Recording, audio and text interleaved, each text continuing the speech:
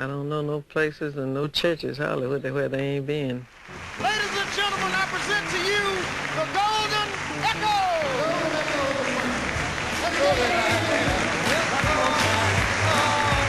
Said I soon will be done. Singing days down here on a Sunday over. Yeah, all right. Boy, I'm not worried about nothing. Oh, you know that I am. Someday now, listen. If you see my mother, would you tell her don't cry? 'Cause she knows that her child was born to die. Would you tell her that I'll meet her over in that glory land? 'Cause I know that I am. Well, someday now, if you tell my heaven again, tell him I'm coming home on that morning train. Where my burden and my sorrow, they won't be so hard to bear. I'm going to live.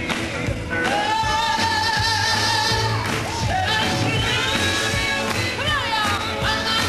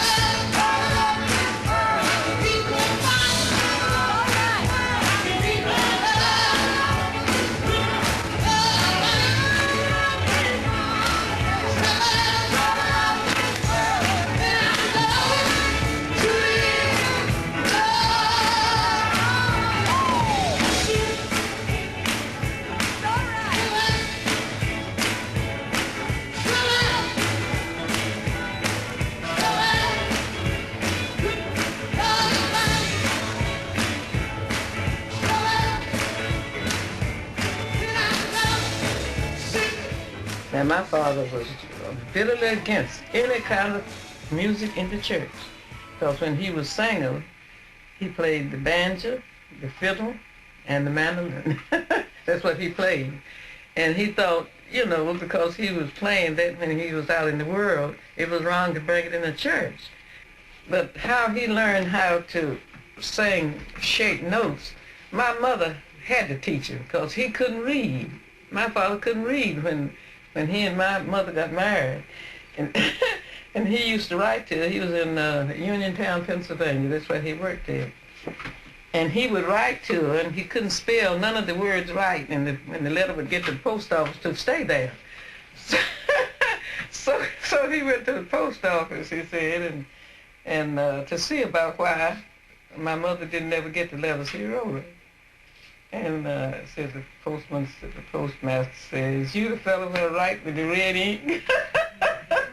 He said, "Yes, well, all your letters come back." So all the letters you ever wrote come back.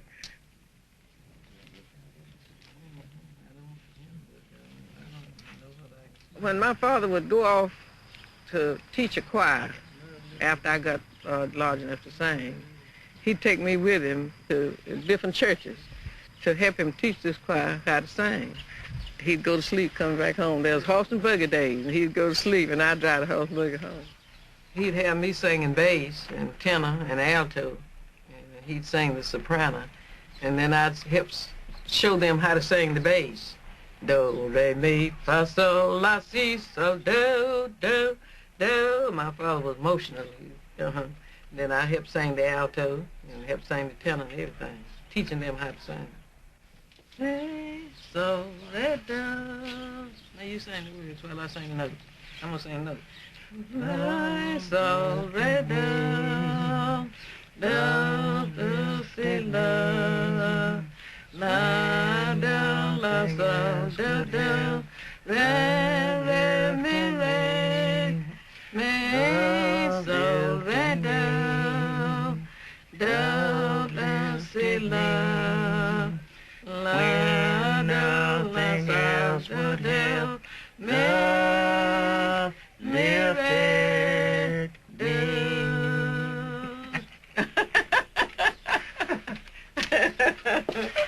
Claude was born with a veil over his face, and his grandmother pulled it off, and she pulled it back this way. This looked like a black veil, and she said, "This boy gonna do something. I don't know what he gonna be, but he gonna be unusual." And when we know them thing, he was writing songs. You'd see him go way over yonder in the woods somewhere and stay. And I didn't know what he was doing, and he was writing songs. Who is this man? The one that walks up and down this road with a sack on his back, just carrying his heavy load. I got to go now, but I don't drive. I don't drive a new shiny car, but I get where I'm going. Oh, whether it's near or far. Though people don't know me, sir, no, not like they do you. But when we all reach Canaan land, my father, he'll know me too. Who is this man? He walks up and down these roads with a sack on his back, just carrying his heavy load. They used to be singing upstairs, 2 bedrooms upstairs when they was here, and they was singing across the hall, you know, and the daddy would holler at them, tell them to hush that fuss up there. They'd be singing and patting the foot, you know, over top of our head. And he'd holler at them, "Cut that fuss out." I said, "Well, let them sing. They ain't out doing no mischief and that." He kept his vow, and I kept mine. We stayed together 62 years. He used to tell people, say, "I didn't promise to stay with you for 20 years. I said, "Well, the time you're gone." But he was nice. He was just plain nice. And he was a good farmer. That's how we got this place, because he was a good farmer. You know what they were thinking about when that picture was made? What they could do for us to go to work after they got through with the pictures. We went over to Grandpa's that day because some people was there from, where they live, Mama? Pennsylvania. In Pennsylvania. And you know we'd never seen a car from Pennsylvania. It had Pennsylvania license plates on there. And we stopped work to go over there to see these people from Pennsylvania. That was before Sylla's time. Yeah, long ago. And we got over there. Daddy called himself dressed up. He put on a pair of striped pants and a shirt. And he didn't take no bath. He washed his face and his neck and his feet. That's all that was.